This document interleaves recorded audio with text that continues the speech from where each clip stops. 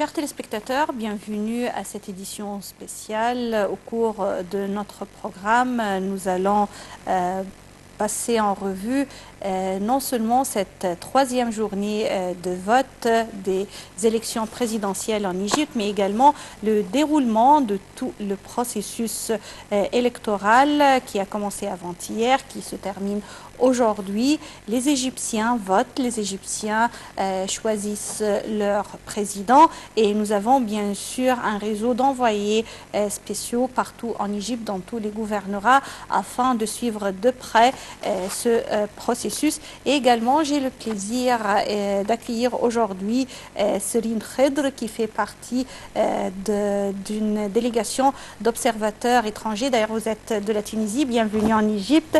Et nous allons parler avec elle de ce qu'elle a vu, de ce qu'elle a constaté au cours de ce processus électoral à travers ces 3 jours.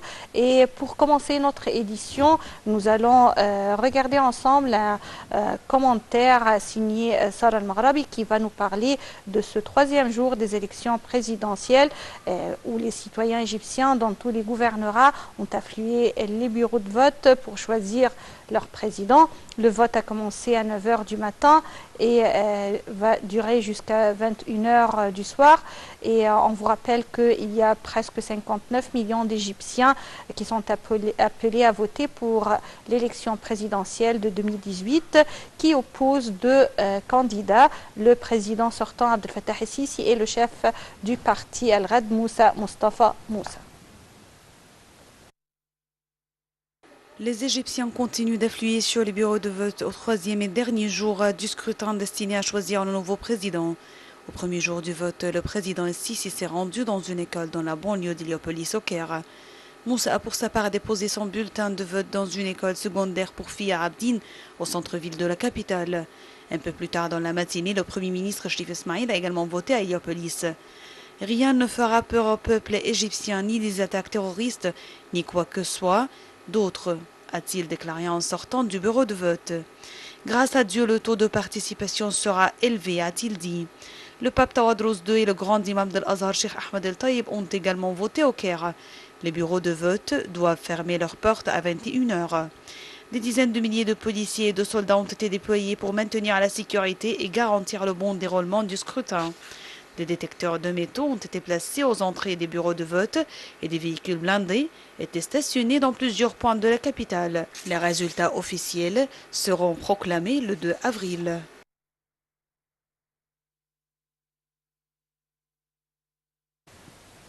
Par contre, l'autorité nationale des élections, l'ANE, a dénié toute rumeur sur une probable prolongation des jours de vote des présidentielles en cours. Au cours d'une conférence de presse tenue aujourd'hui, le porte-parole de l'ANE, le conseiller Mahmoud Al-Sherif, a déclaré qu'aucune décision n'a été prise afin de prolonger le vote jusqu'à jeudi, tout en décrivant ces allégations comme dénuées de tout fondement.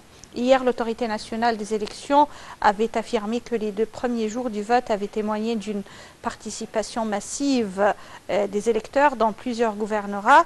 Et afin de parler un peu avec plus de détails de cette conférence de presse, nous allons regarder ensemble ce commentaire. Lors d'une conférence de presse au siège de l'autorité nationale des élections, le conseiller Mahmoud El-Sherif a affirmé que les 2 premiers jours du vote témoignaient d'une participation massive des électeurs dans plusieurs gouvernorats. Le porte-parole de l'autorité nationale des élections, le conseiller Mahmoud El-Sherif, a souligné que les gouvernorats où le taux de participation était fort élevé au premier et deuxième jour du scrutin présidentiel sont le Caire, Gizeh, Alexandrie, Sharqiya et le Sinaï Nord. Selon le porte-parole de l'autorité nationale des élections, les juges qui supervisent le scrutin ont autorisé aux journalistes et aux représentants des organisations de la société civile locale et internationale d'accéder au bureau de vote pour observer le déroulement du scrutin. L'autorité nationale des élections avait déjà donné des permis d'observation à 680 reporters et journalistes étrangers, à 54 organisations nationales de la société civile et 9 organisations internationales. L'autorité nationale des élections a répondu aux questions des citoyens qu'elle avait reçues sur la ligne directe 19826. Le porte-parole de l'ANE a précisé que plusieurs bureaux de vote étaient installés dans la nouvelle capitale administrative pour permettre à tous les travailleurs sur le terrain, originaires de différents gouvernorats, de voter sans être obligés de se déplacer. Retour encore une fois à notre émission et Céline Khedr qui vient de la Tunisie afin de participer à une délégation d'observateurs qui suivent de près les élections présidentielles en Égypte. Bienvenue encore une fois. Merci. Et je voudrais savoir, vous êtes là depuis le commencement du processus électoral avant-hier. Exactement. Et vous avez visité combien de comités, combien de circonscriptions ? Personnellement, j'ai visité, si je ne me trompe pas, 18 centres de vote. Et j'étais aussi chargée de suivi des autres, des rapports des autres observateurs et observatrices dans le cadre d'autres délégations autour de l'Égypte. D'accord. Est-ce que vos visites étaient consacrées au Caire uniquement ou vous avez visité d'autres bureaux ailleurs? Les miennes, c'était au Caire, mais nous sommes 17. Oui. Et donc chaque jour, on est répartis sur une carte bien variée. D'habitude, c'est on couvre par jour aux environs de 5 à 6 gouvernorat, avec peut-être une centaine de centres de vote. Et en visitant un centre de vote, quels sont les critères selon lesquels vous pouvez dire que le processus électoral se passe comme il faut, qu'il n'y a pas de fraude, qu'il n'y a pas d'obstacle pour les électeurs? En fait, en tant que délégation internationale, on est censé être principalement objectif. Oui. Et du coup, dès le début, on a été principalement formé et on a l'expérience dans ce cadre-là. Et on se base principalement sur tout ce qui est code international et les critères internationaux sur lesquels on se fonde. Donc notre délégation a pour but d'observer et ne pas d'évaluer ou de critiquer. Donc c'est des observations qu'on note selon les critères internationaux sur lesquels on se base.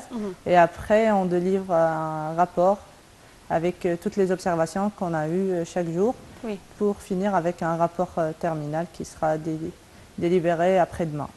Très bien. Et au cours de ces 3 jours, comment vous avez vu les électeurs égyptiens et comment vous avez constaté leur mobilisation, leur sensibilisation envers tout le processus politique en Égypte? Donc, si j'ai bien saisi votre question, sur le plan observation des mouvements des citoyens et citoyennes égyptiens et égyptiennes, donc il y avait une présence qui est variable de région à autre, c'est ce qu'on a observé. Donc dans certains centres, il y avait une présence remarquable, dans d'autres il y en avait moins. Donc on a remarqué aussi la festivité qui se trouvait en face de chaque centre, mais aussi peut-être même à l'intérieur des centres. Donc nous, sur le plan observateur, on note ça. Donc c'est une question qu'on nous pose toujours, que dites-vous de ce qui se passe à l'extérieur, des festivités, les chants, les danses qui se passent. Donc nous, on dit que on a des critères qu'on suit. Donc selon nous, est-ce qu'il y a des manifestations, est-ce qu'il y a des expressions quiconques à l'extérieur ou à l'intérieur? Est-ce qu'il y a une rupture de silence électoral? Donc nous, on le note. Donc on le prend en considération sans juger en fait la culture égyptienne. Alors je vais retourner encore une fois à plus de détails concernant les remarques autour de ce processus électoral. Mais justement, nous allons contacter notre envoyé spécial Nada Ibrahim qui se trouve à Gizeh et le quartier des Pyramides. Bonsoir à tous. Et maintenant, je me trouve actuellement dans le comité de ce bureau de vote de Hicham Cheta au gouvernorat de Gizeh, rue des Pyramides bien sûr. Et j'ai l'honneur d'accueillir le conseiller إيهاب صلاح responsable de cette comité. سيادة المستشار برحب بحضرتك معانا على 9 تي في. وكيف رأيت سير العملية الانتخابية خلال الثلاث أيام اللي فاتوا ويعني الفئات الأكثر مشاركة الفئات العمرية الأكثر مشاركة؟ والله سير العمليه الانتخابيه كان الحمد لله على افضل ما يرام 3 ايام. الناس الحمد لله فاهمه كويس الانتخابات والامور مستقره ومفيش اي مشاكل الحمد لله واخدين من اي نوع. Les catégories et les plus participants qui existaient et qui sont les plus âgés et les vieux.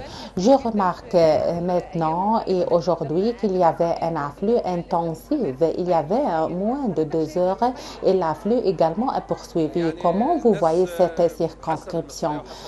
Comme on regardait l'importance et la nécessité des élections et les dernières 2 heures, il aimait à se voter. Monsieur le conseiller, quelles sont les mesures qui peuvent faciliter aux citoyens l'opération du vote? Et vous pouvez parler avec plus de détails en ce qui concerne ces mesures et ces facilités. Ce sont des injonctions de l'autorité nationale. Comment peut-on traiter avec les handicapés? Et si quelqu'un avait des problèmes sanitaires, ils vont signer dans les listes et après ils vont faire le vote. Il y avait 2 heures. Comment vous pouvez observer cette opération et les dernières mesures qui vont être exécutées avant faire le sondage? On va regarder hors du complexe s'il y avait quelqu'un qui veut se voter et après on le fait entrer à l'école et on va fermer la porte de l'école. Merci monsieur le conseiller, merci à vous. Comme vous pouvez voir ici, tout se passe d'une manière très pacifique. Jusqu'à présent, les électeurs affluent les bureaux de vote afin de voter dans cet événement, les élections présidentielles 2018. Le taux de participation est assez fort, très fort dans ce jour ou bien dans ces heures, malgré les circonstances de température. Il y a la pluie qui est dehors, mais les gens sont ici, les femmes et les familles égyptiennes sont présentes avec force afin de voter et de participer dans ce scrutin très important. À vous, retournant au studio. Merci bien à Nada Ibrahim qui se trouve au quartier des Pyramides au gouvernorat de Gizeh. Retour encore une fois à mon invitée Serine Khedr qui est observatrice, qui fait partie d'une délégation internationale venant de la Tunisie afin de suivre de près le processus électoral, les élections présidentielles en Égypte. Alors là, il y a plusieurs remarques que je voudrais bien élaborer avec vous. Premièrement, si on parle, quand vous venez de le mentionner, de cet état de festivité qui accompagne tout le processus électoral.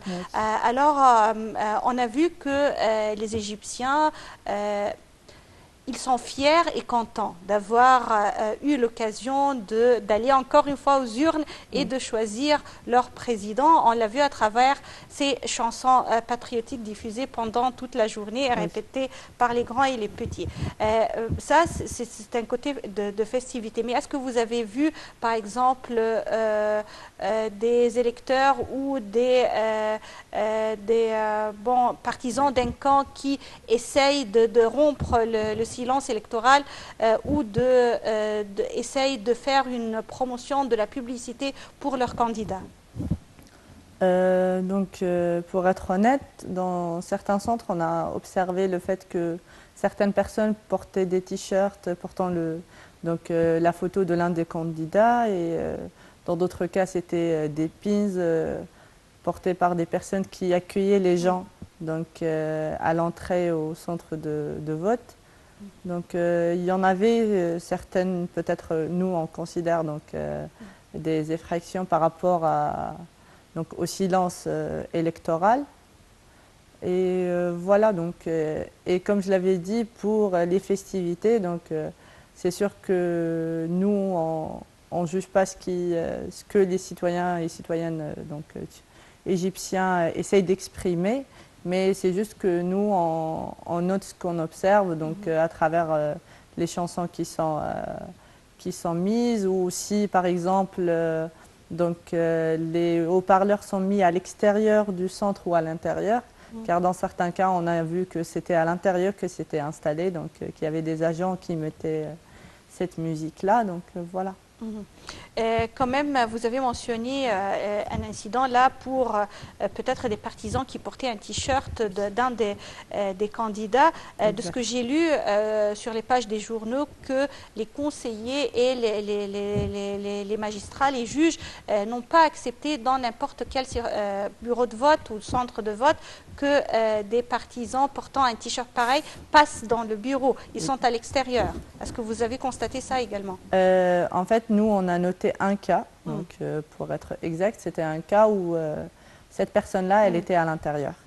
Car, comme je l'avais dit, nous, on n'intervient pas. Donc, on observe et on note ce qu'on voit sans intervenir ou donc interrompre le travail des agents au centre. Alors, un seul cas, déjà, c'est bien, c'est pas trop.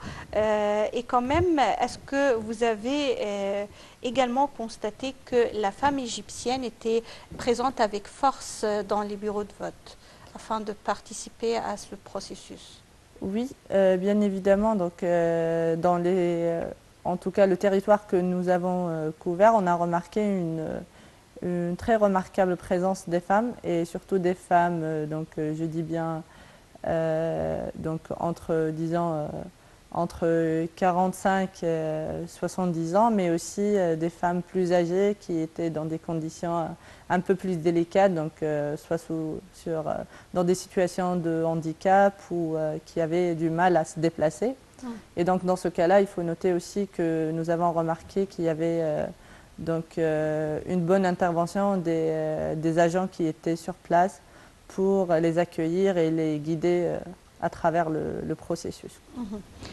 Également, si on parle de ces élections présidentielles, il faut également noter que la plupart des pays autour du monde choisissent par exemple un week-end pour ce processus électoral. Ici en Égypte, on a choisi 3 jours qui sont des jours de travail pendant la semaine. C'est pourquoi ce sont 3 jours étalés de 8 h du matin jusqu'à 20 h du soir. Alors, avec ces 3 jours et en comparaison avec d'autres processus électoraux dans d'autres pays, comment peut-on estimer le taux de participation? Donc, jusqu'à maintenant, nous, on note donc, le taux de participation de chaque jour par rapport au nombre total de personnes qui devraient voter dans chaque centre. Et après, c'est pour cela, donc, ce soir, après le compte des votes, on va se réunir pour aussi donc, collecter toutes les informations qu'on a pour estimer aussi donc, le taux de vote. Mais jusqu'à maintenant, donc, on est peut-être entre le premier et le deuxième jour sur les centres que j'ai moi-même visités, donc à peut-être entre, disons, 20% du nombre total. Et est-ce que votre mission se termine aujourd'hui uniquement avec la fin, la clôture des bureaux et les centres de vote, ou vous allez également suivre de près continuer avec le processus? Donc là, c'est un point que je voulais déjà clarifier, c'est qu'il y a 2 types d'observateurs. Donc il y en a ceux qui sont présents et qui accomplissent leur mission sur les jours de vote. Donc dans notre cas, c'était donc le 26, 27 et 28 mars. Et il y en a ceux et celles qui sont présents donc avant, pendant et après les élections. Donc ils suivent de près ce qui se passe avant, que ce soit en ce qui concerne les candidatures, le silence électoral, les campagnes et tout. Et ils suivent aussi après donc, ce qui se passe, que ce soit après la délibération des résultats de vote, et aussi donc s'il y a quelconque expression ou peu importe la manifestation, donc ils suivent aussi ça. Mais nous, dans notre cas, donc, ça s'arrête au niveau donc, de la fin des 3 jours d'élection, de scrutin. Et on termine par la délibération de notre rapport final, donc, élaboré par la totalité des observateurs et observatrices qui ont accompli la mission pendant ces 3 jours-là. Et est-ce que vous avez pu croiser au cours de votre mission des hommes des médias, des journalistes, que ce soit des journalistes égyptiens ou étrangers qui couvrent le processus électoral?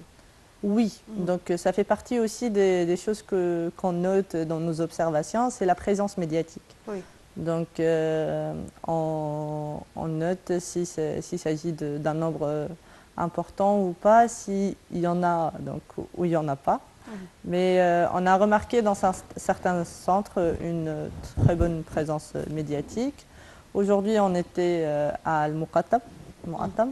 Et donc, on a remarqué qu'il y avait une présence importante de médias, principalement nationaux, donc, sur les lieux. Et aussi, c'était aussi à l'occasion de la présence du gouverneur du Caire pour accomplir son devoir de vote.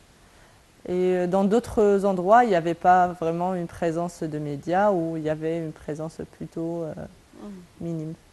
Et pour la presse étrangère, elle était là? Oui. Oui. Et vous avez vu que leur mission était plutôt fluide, que c'était facile à eux de suivre de près le processus électoral? Donc, pour parler de ça, moi, bien sûr, je vais donner les observations que moi-même j'ai eues. Donc, peut-être que ça ne sera pas le cas de tout le monde. Mais donc, par exemple, pour moi, il y avait les médias, ils étaient assez près. Donc, ils portaient bien sûr leur badge, comme nous. Donc, ils étaient bien sûr pour accéder au centre, ils subissaient un contrôle d'identité, vérification de la nature des médias et tout. Mais après, on n'a pas vu des médias qui étaient interdits d'entrée ou d'avoir des interviews avec les gens. Ça nous mène alors de parler des mesures de sécurité dans ces centres d'élection. Comment vous pouvez estimer le niveau des mesures sécuritaires? Sur la sécurité, je pense que ça se voit même en passant, qu'il y avait une grande présence, que la sécurité c'était dans le quartier, à l'entrée des centres, mais aussi, je parlais aussi de la présence aussi des ambulances, donc tout ça, ça concerne aussi la sécurité. Donc oui, on n'a pas eu un centre où il n'y avait pas une présence, au moins qu'on juge convenable de sécurité. Oui. Alors également, nous avons eu cette brève interview avec un des observateurs arabes qui était parmi les délégations d'observation pour suivre le processus électoral en Égypte. C'est un observateur arabe de l'Organisation de la paix et de la tolérance et voici son témoignage. Nous sommes en tant qu'observateurs du Conseil international de la paix et la tolérance. Nous participons avec le peuple égyptien à travers notre tournée.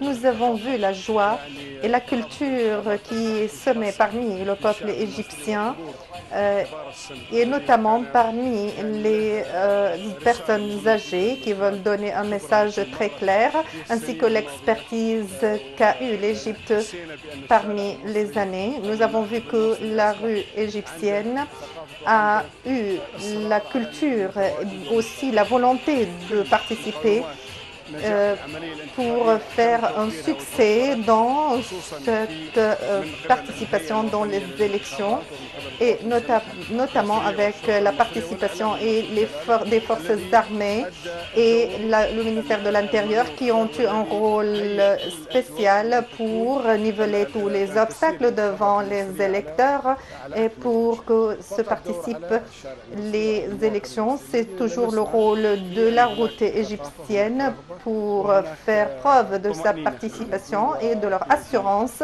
qu'ils veulent avoir des élections transparentes tout en ayant un taux de participation élevé. Et nous avons vu aussi la joie qui se dessine sur tous les visages. Nous avons essayé de trouver des infractions, mais aucune plainte n'a été enregistrée. Dans le cours des élections, nous n'avons pas enregistré aucune complète. Et bien sûr, vous voyez aussi les médecins du ministère de la Santé qui sont toujours présents. Nous avons vu aussi une volonté pour une participation du citoyen. Alors ça, c'était un témoignage de la part d'un des observateurs arabes qui est venu afin de suivre de près le processus électoral, le vote des Égyptiens pour les présidentielles 2018. Alors, avant de continuer avec vous, Céline Khedr, je vais contacter également ma collègue, notre envoyée spéciale au quartier de Chobra, Omnia El-Hamzaoui. Alors, Omnia, parlez-nous un peu de ces 2 dernières heures de vote, 3e jour d'élection, le quartier de Chobra qui était vraiment l'amalgame des Égyptiens entre musulmans, coptes, femmes, hommes, des jeunes, des plus âgés. Alors, ces dernières heures de vote, comment peut-on les voir? Mona, merci. L'ambiance, elle est étonnante en fait. Mona, c'est comme si c'était le premier jour de ce scrutin présidentiel. Vous voyez autour de moi, les femmes, elles font toujours la queue, l'affluence toujours très notable, malgré cette poussière, malgré cette tempête de sable. Personne ne veut partir en fait. Tout le monde est en train de chanter pour la patrie et tout le monde est ensemble ici. C'est vrai qu'on a beaucoup de chance d'être dans la circonscription ici à cette école d'Al-Tawfiqiyya, district de Chobra, Al-Sahel et également Roud El-Farag. Parce que comme vous l'avez cité, Mouna, c'est au nord du Caire ici, c'est le quartier le plus peuplé, c'est l'amalgame, c'est les cultures musulmanes avec les cultures chrétiennes qui sont ensemble. C'est un amour commun, un amour de la patrie commun. C'est un signe de la part de la femme égyptienne. C'est une preuve que la femme égyptienne ne va jamais céder devant les défis auxquels fait face l'Égypte à l'intérieur ou à l'extérieur. Comme vous le voyez autour de nous, Mona, regardez même les doigts, l'encre sur les doigts des électeurs qui sortent maintenant de cette circonscription. On en est environ vers 20h du soir et 1h15 nous reste pour le début du dépouillement des votes. Le message qui a été transmis aujourd'hui à la communauté internationale de la part des femmes, de la part de ces souches sociales, les riches, les plus démunis, les modestes, de ce quartier populaire, de ce quartier très peuplé, c'est le message. Nous sommes ici pour tracer notre chemin vers l'avenir. Nous sommes ici pour prouver notre présence dans le cadre de ce processus démocratique. Mona, je vous écoute. Alors, Omnia, également, on peut voir autour de vous que toutes les familles qui sont venues, ou la plupart des femmes également qui sont venues voter, sont accompagnées de leurs enfants. Et les enfants, très enthousiastes, ils commencent à être beaucoup plus sensibilisés envers la politique et ce processus électoral. Oui, tout à fait, Mona, vous avez complètement raison. En fait, les enfants de l'âge de 3 ans jusqu'à 10 ans ou 12 ans, ils ne cessent de répéter les chants patriotiques. La conscience a été remarquable, une conscience politique chez des trop petits enfants, une conscience politique quant à la participation féminine à ces élections, une conscience vraiment indéterminée, Mona, chez la femme égyptienne. On ne sait toujours pas c'est quoi vraiment la clé de ce succès chez la femme égyptienne, cette épreuve, cette épopée historique de la femme égyptienne. Elle a étonné apparemment la communauté internationale et les Égyptiens. Elle a étonné les correspondants étrangers également. Depuis hier, ils étaient ici avec leurs interprètes en train de prendre des testaments de la part des femmes, qu'elles soient chrétiennes ou musulmanes.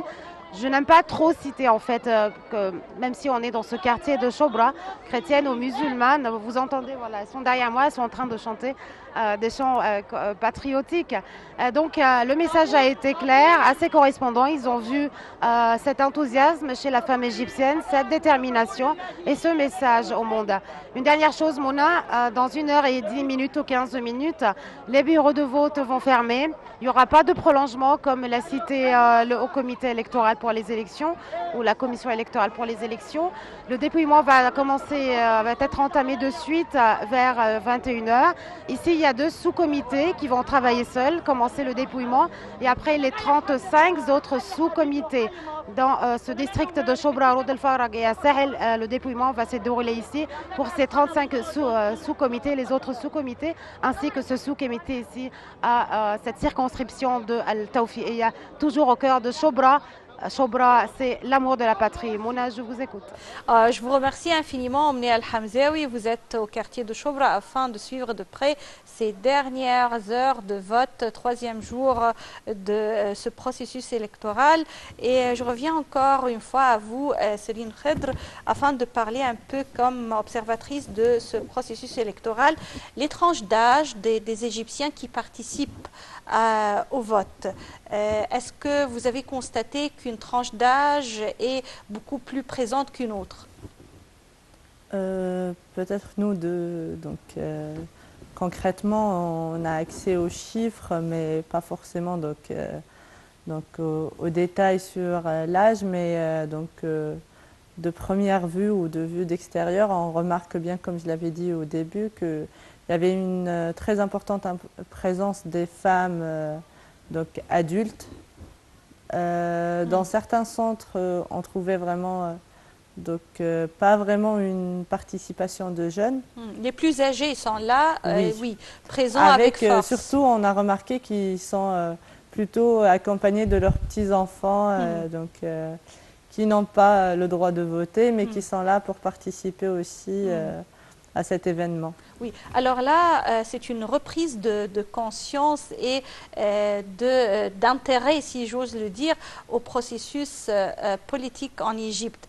Non seulement les plus âgés, ils sont là pour voter, étant donné qu'ils ont été diminués pour plusieurs décennies de l'intérêt à aller voter, mais également ils sont là afin d'encourager les plus jeunes, les petits, afin de prendre leur part dans ce processus, même par la répétition et par la chanson. Alors, est-ce que vous avez déjà vu cette image-là dans un autre État au cours des élections, que les plus petits sont là afin de participer, même de dehors? Donc, est-ce que vous parlez de l'Égypte ou dans d'autres... Est-ce que vous l'avez vu? Oui, je vais retourner encore une fois afin de suivre, de répondre à cette question de comparaison. Mais on a contacté également notre envoyé spécial à Damiette, Wael Saïd. Alors, Wael...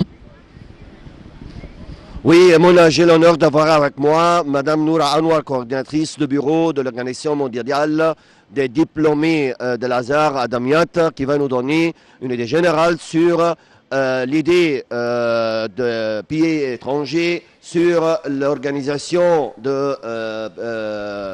des élections présidentielles en Égypte.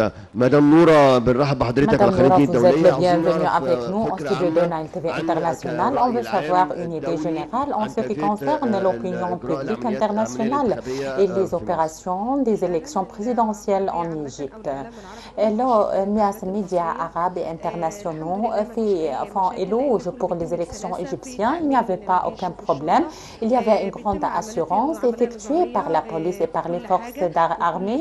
Il y avait tout passe avec beaucoup de flexibilité. Il n'y avait pas aucun problème.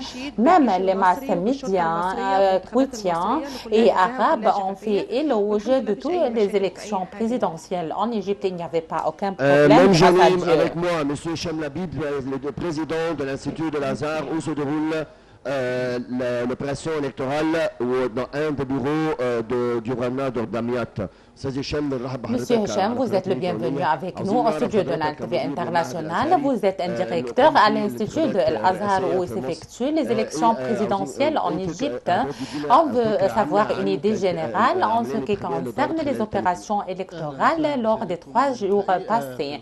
Vous êtes le bienvenu lors des 3 jours passés et à travers nos remarques dans les rues égyptiennes, les Égyptiens prouvent qu'il y avait une grande compétence et qui...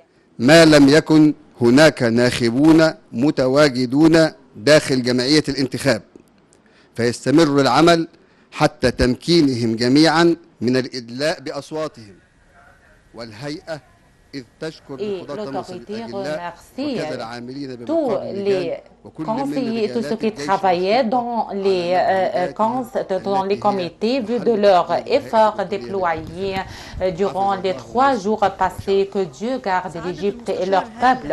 Monsieur le conseiller, est-ce que cet afflux, ce grand afflux et l'influence, il y avait par exemple quelque chose, contravention qui va être payée par le non, à ceux qui n'en vont pas voter. Le nationalisme est dans les sangs, dans le sang, dans les veines des Égyptiens. Leur amour vers leur nation, vers leur État, c'est le premier push, mais les conditions du climat et les conditions également des rues égyptiennes aujourd'hui entravent un peu des Égyptiens à voter, mais vu de mal conditions climatiques, mais on avait allongé les heures du scrutin, ce qui augmente l'effort déployé par les forces armées, par la police, mais c'est un chemin et c'est un devoir pour l'assurance de ce patrie. Il y avait quelques-uns qui ont dit que les comités vont fermer leurs portes vu des conditions météorologiques qui sont très mauvaises et très pires aujourd'hui, mais les tempêtes, ça pèse un peu. Les électeurs devenaient devant les comités et il y avait une assurance bien par la police et par les forces armées. L'étendue des heures du scrutin, vu des conditions climatiques qui sont mauvaises aujourd'hui, on va poursuivre les opérations électorales jusqu'à 10 heures, mais les comités filiales vont être ouverts jusqu'à le dernier personnage. C'est le vote, oui, bien sûr. Il va rester jusqu'à 10 heures et s'il y avait des électeurs également qui sont dans le splendide électoral, et on va poursuivre le travail.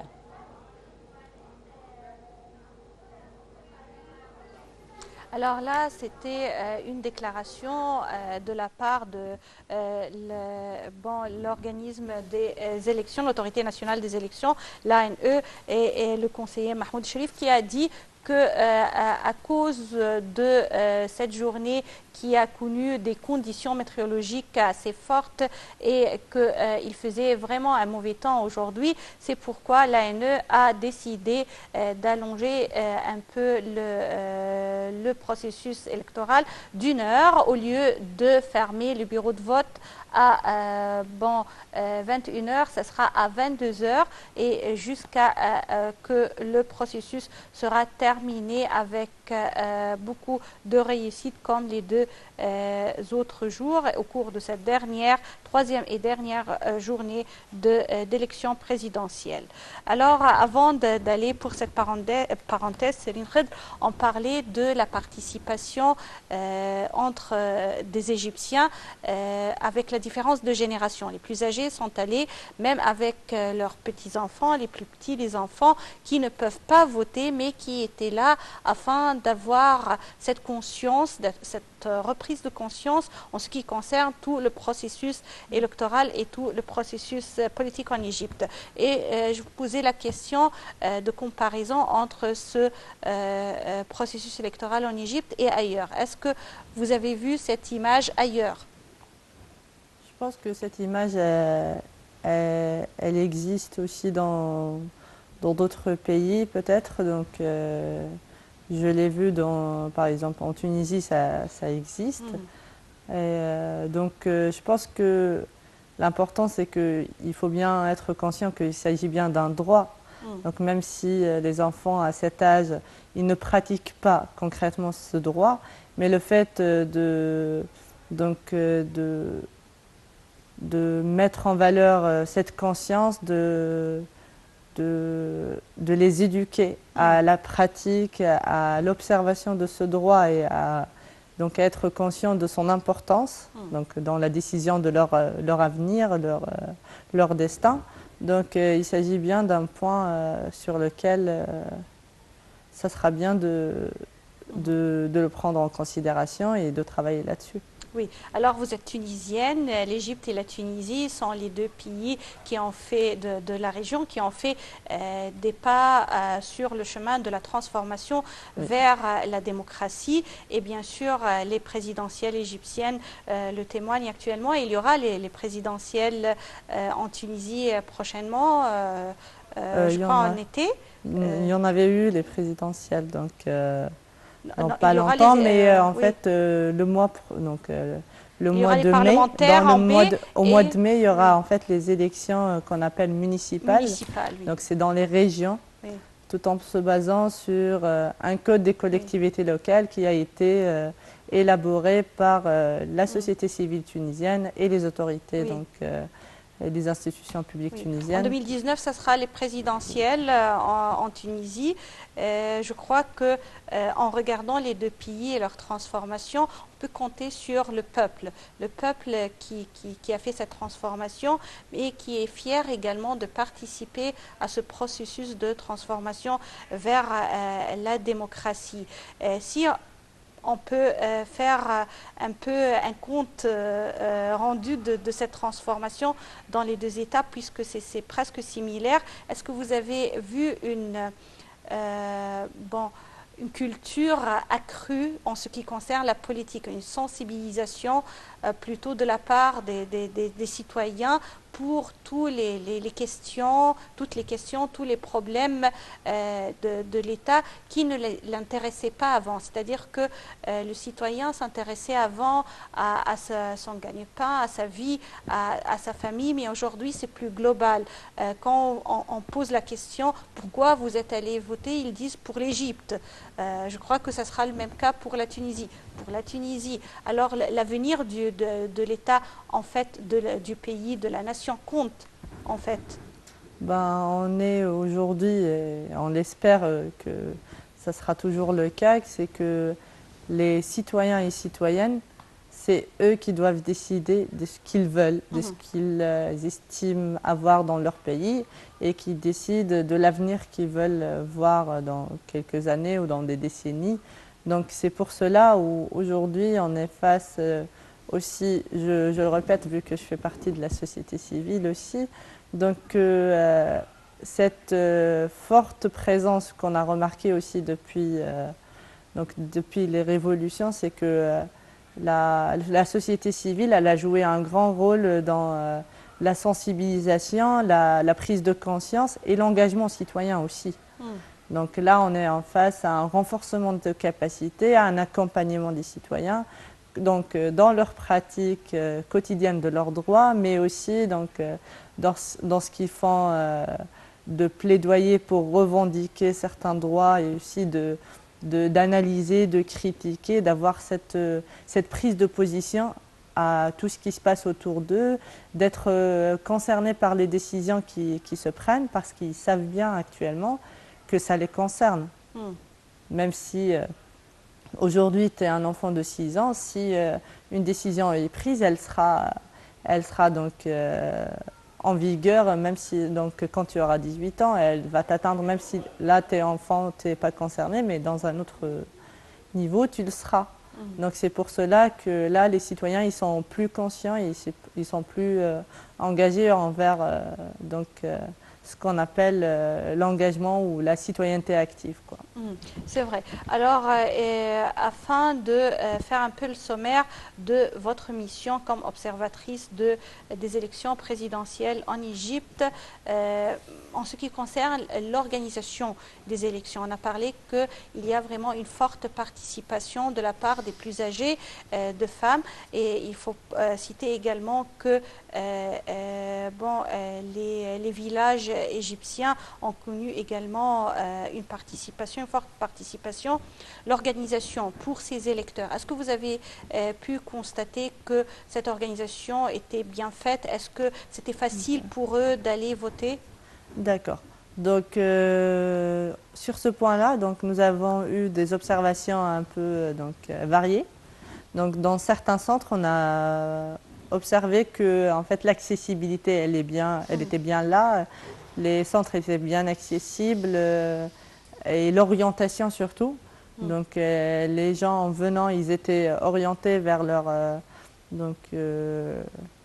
où ils devaient voter, et aussi tout le long de toutes les étapes.